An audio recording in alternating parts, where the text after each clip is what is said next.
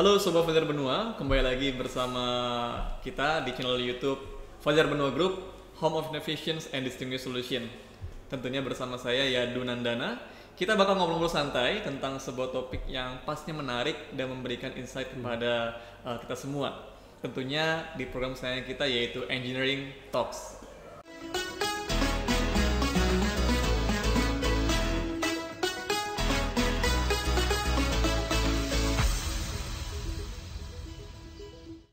Nah, kali ini saya sudah bersama dengan Chief Strategic Officer dari Fajar Benua Group, yaitu Bapak Pande Kade Yuda Bakti. Halo Pak Pande, gimana kabarnya? Halo, baik. Sehat baik. ya? Semua sehat. Oke. Lancar semua. Order lancar ya? Order, ya lancar. Aman ya? Aman. Sejauh ini kita Oke. aman. Walaupun dengan situasi pandemi gini masih Betul, inilah ya. betul. Oke, Pak Pande, kita sekarang mau ngobrol-ngobrol nih. Jadi Ya. kan kita tahu nih bahwa Fajar Benua Group itu sudah menciptakan berbagai produk lokal, Betul. namun katanya sudah mengglobal, mendunia. Ya. Nah, boleh dong kita tahu apa aja produk itu? Oke. Ya, Fajar Benua Group sampai hari ini perjalanannya cukup menarik saya rasa ya. Berkecimpung di grup ini sekitar bisa dikatakan hampir 14 tahun, 13 tahun. Fajar Benua mengalami pertumbuhan yang cukup baik, terutama dari jangkauan produknya. Memang kita sebelumnya local market, tetapi sekarang kita sudah merambah ke international market. Tentunya kalau kita sudah masuk ke market internasional secara kualitas, produk kita sudah diakui di dunia. Ya, ada beberapa produk kita memang dari awal kita sudah mendedikasikan resource kita, terutama dari engineering, production and quality control untuk comply international standard seperti misalnya ESME, kemudian standar-standar lainnya seperti itu. Oke, jadi keren banget. Ini bukan cuman bukan cuman kita mengikuti standar lokal, tapi juga internasional begitu ya. Nah, by the way, kalau ngomong-ngomong soal standar nih, saya dengar-dengar katanya produk yang dibuat Fajar Benua Group itu mengikuti standar TKDN. Itu gimana tuh? Coba jelasin dong. Oh, ini mungkin kita bicara TKDN, kita bicara local product ya. Indonesia sendiri melalui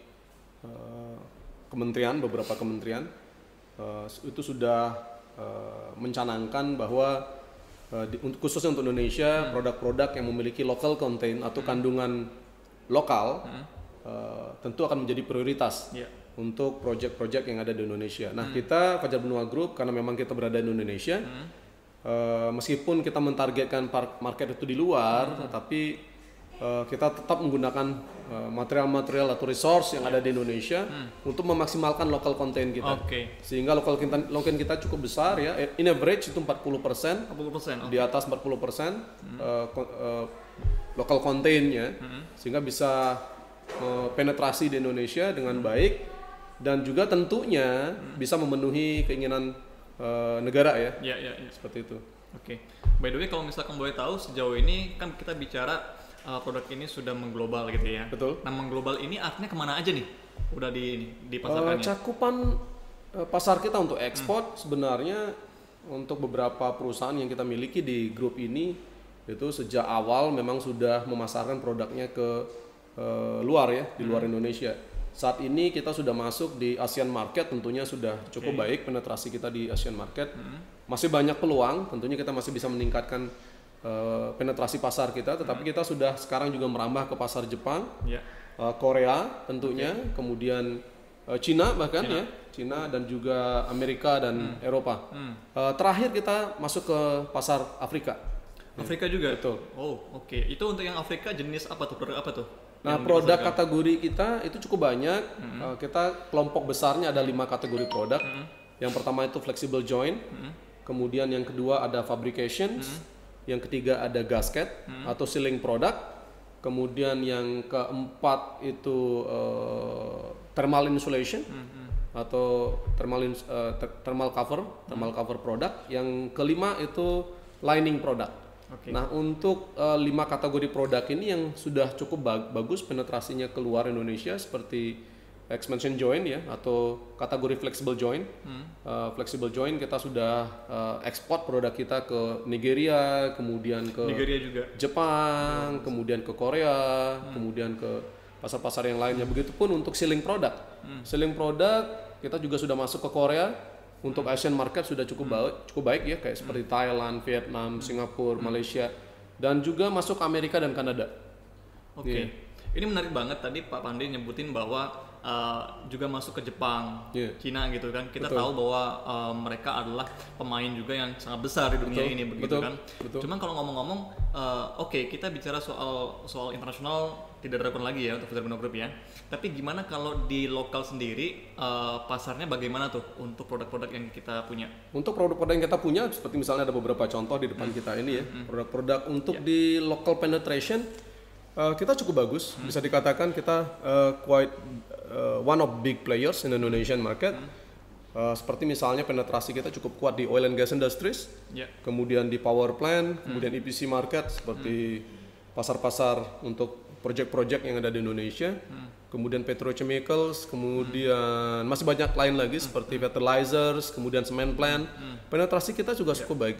Tetapi tentunya kita masih belum puas, artinya masih banyak opportunity yang mungkin ada dan masih bisa kita masuki sehingga menambah peningkatan revenue untuk Indonesian market. Oke, artinya masih banyak peluang-peluang yang masih bisa banyak, tentunya masih banyak sekali. Nah, terus by the way tentunya sekarang yang sedang hangat-hangatnya nih ya. Jadi pemerintah sedang gencar bagaimana mengeluarkan kebijakan untuk mempercepat peningkatan perekonomian di tengah pandemi seperti ini.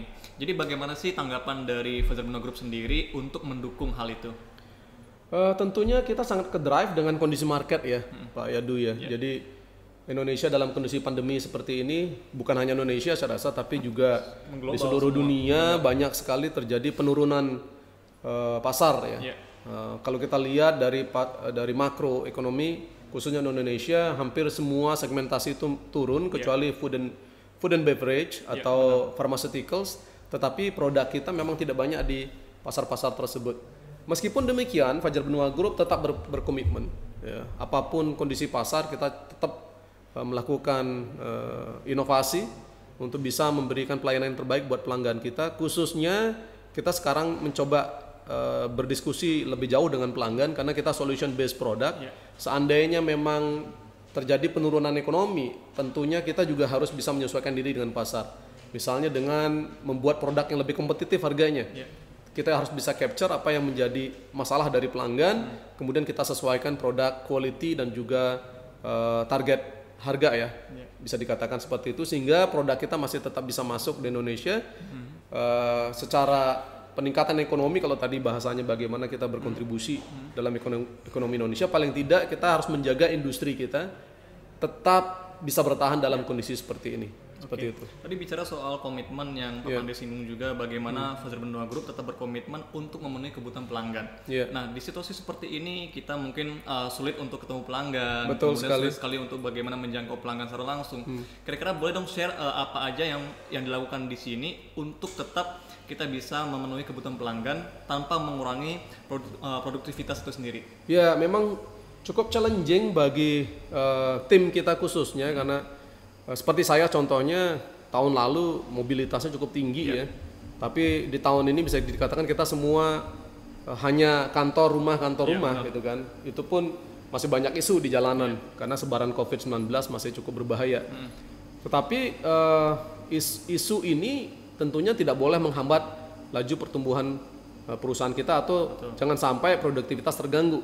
Sehingga dari awal pandemi itu sebelum pandemi sebenarnya kita sudah melakukan digitalisasi di proses operation kita dan juga bagaimana kita berhubungan dengan para pelanggan kita. Di tahun ini karena isu pandemi akhirnya kita dan tim mempercepat semua proses digitalisasi tersebut. Itu bisa kita lihat sekarang ini kita dari operating system kita sudah ERP, kemudian kita sudah develop juga CRM, itu customer relationship management systems yang bisa mengcapture aktivitas para sales kita dan juga kebutuhan dari pelanggan kita lebih cepat lagi. Kemudian kita juga sekarang sedang develop yang namanya HR modul, sehingga kita bisa mengetahui performa karyawan kita. Kemudian karyawan kita juga bisa stay connected with the companies atau dengan target dia, sehingga dia juga bisa mengetahui performance dia tanpa perlu banyak interaksi dengan perusahaan. Ini semua sedang under development. Dan menjadi yang cukup menarik adalah karena kita berkonsentrasi dalam proses digitalisasi, termasuk sampai ke development business intelligence yang lebih cepat dibandingkan dengan sebelumnya. Reporting dan lain-lain itu kita pangkas dengan sistem digitalisasi seperti ini. Akhirnya Fajar Benua malah memiliki unit bisnis baru ya. Ini yang menarik. Jadi sebelumnya kita berkecimpung di internal melakukan digitalisasi sendiri, dan akhirnya kita tahu bahwa ini juga adalah peluang bisnis. Seperti tadi akhirnya kita juga bisa memiliki satu unit bisnis yang baru, yaitu yang bergerak di bidang konsultasi, khususnya di bidang strategic management dan juga IT. Nah ini yang bisa kita lihat bahwa di pandemi pun kita harus bisa mengcapture opportunities.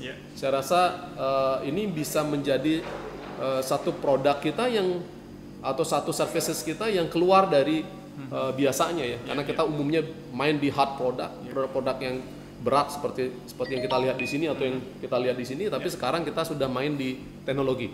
Artinya kalau boleh saya simpulkan di sini, bagaimana perubahan-perubahan itu harus bisa kita lakukan gitu kan di tengah ini.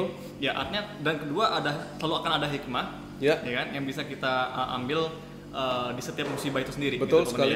Oke. Nah terakhir Pak Pande nih, karena kita sekarang ini ditonton oleh para engineers di seluruh Indonesia dan juga bahkan mungkin dunia juga gitu ya. Mungkin pesan-pesan yang bisa Pak Pande sampaikan kepada para engineer bagaimana untuk tetap semangat, menciptakan produk lokal yang bisa berstandar internasional dan membanggakan Indonesia itu gimana? Coba mungkin bisa disampaikan. Untuk para engineers khususnya di Indonesia, memang bisa kita lihat di saat seperti ini, kondisi yang tidak menentu, tetapi kita harus bisa melihat masih ada opportunities, ya. Kita harus bisa keluar dari kebiasaan kita yang lama. Jadi dengan cara melakukan apa? Tentunya inovasi. Inovasi menjadi satu kunci untuk kita bisa mengcapture kebutuhan-kebutuhan di masa sekarang dan di masa yang akan datang. Karena perubahan sangat rapid sekali. Dan para engineers mestinya yang berada di front line ya. Betul menciptakan inovasi, menciptakan kreasi baru, produk-produk baru, cara-cara baru, sehingga kita bisa tetap alive di market. Jadi para engineers Indonesia sebenarnya tidak kalah hebatnya dengan para engineers di luar.